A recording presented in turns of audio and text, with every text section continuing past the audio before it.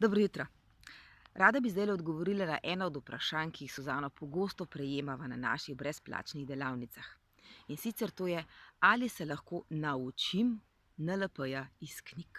Oziroma vprašajo nas, kje je literatura na voljo. Dajte, literature na voljo je zdaj veliko. Na voljo je v knjigah, v člankih, na YouTubu, vendar pa sta izziva pri učenju NLP-ja približno dva. Eden od teh je tak zelo človeški, ki ga že vsi zelo dobro poznate, ali pa vsaj tisti, ki ste se kdaj odločili telovaditi doma.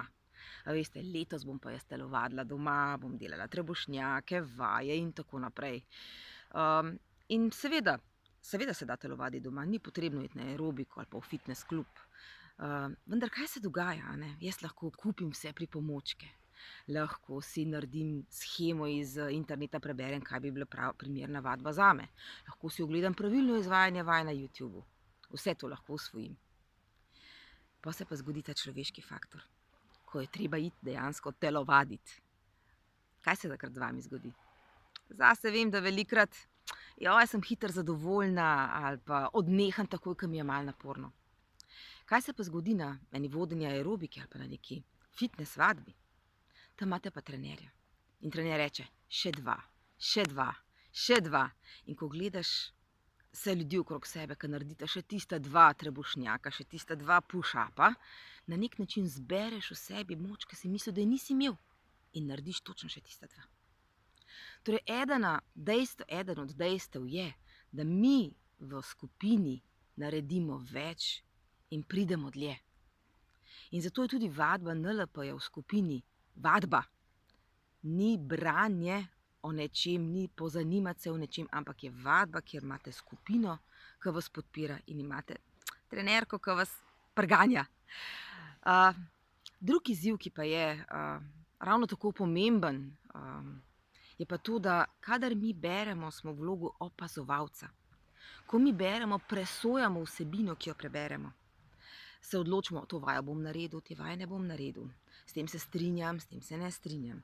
In na nek način smo v tej vlogi opazovalca. Medtem, ko pridete na treningi, ste v vlogi akterja. Sprav na treningu vi dejansko stvari izkusite, ne pa da v njih berete, se v njih zanimate in v njih razmišljate. Zato, tako kot pri telovadbi ali pa pri igranju tenisa ali pa pri katerikoli drugi veščini, kar NLP trening je potrebno tudi pri NLP-ju vaditi. Vaditi v skupini, vaditi pod taktirko ali pa pod voditeljstvom ali pa pod energijo trenerja. Vaditi zato, da zares dosežete tisto, kar ste si želeli.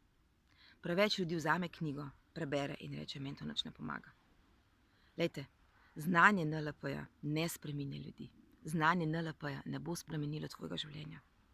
Ti ga spremeniš z orodji NLP. Da pa jih znam uporabljati, je pa koristno, da imam trenerja in tako imenovano support skupino, ki vadi z mano.